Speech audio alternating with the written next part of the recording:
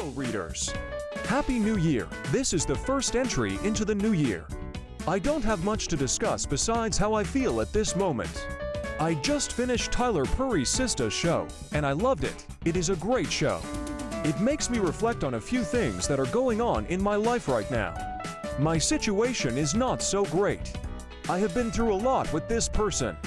I think it's amazing how, when you love someone, you let them take advantage of you on so many different occasions. And how do you do that when you know how strong and talented you are? It's not because you need a man or want one. There is a missing piece in your heart, babes, that you are trying to fill.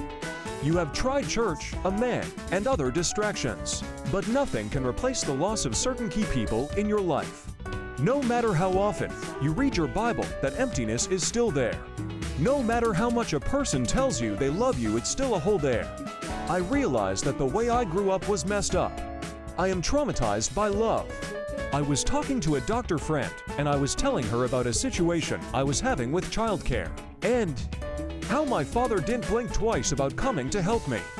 I was explaining how I felt guilty because I wanted to pay him back. She said, "No, why for doing what he was supposed to do?" She said that was a trauma response causing me to have always had to pay people back for doing what they were supposed to do for me. It's like rewarding behavior that is expected and required. That shook me ever since she said that. She was right. Now I'm sitting here in bed, and I am thinking about how I am spending my New Year's Eve reflecting. The people that love you will reach out no matter what.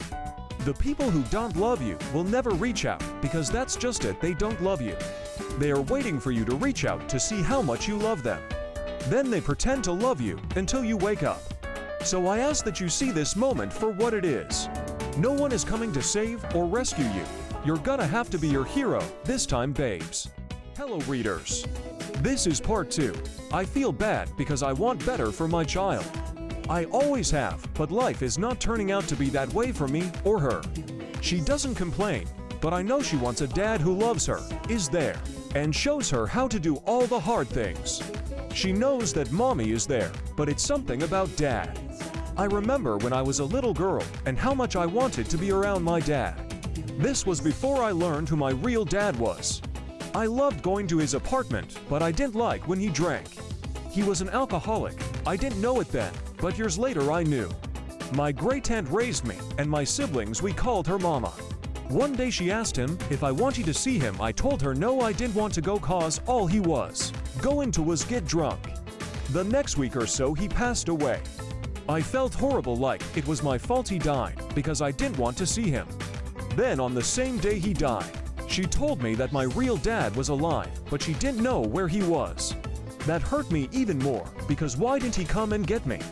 Why didn't he come and find me? Eventually, I met him at 21.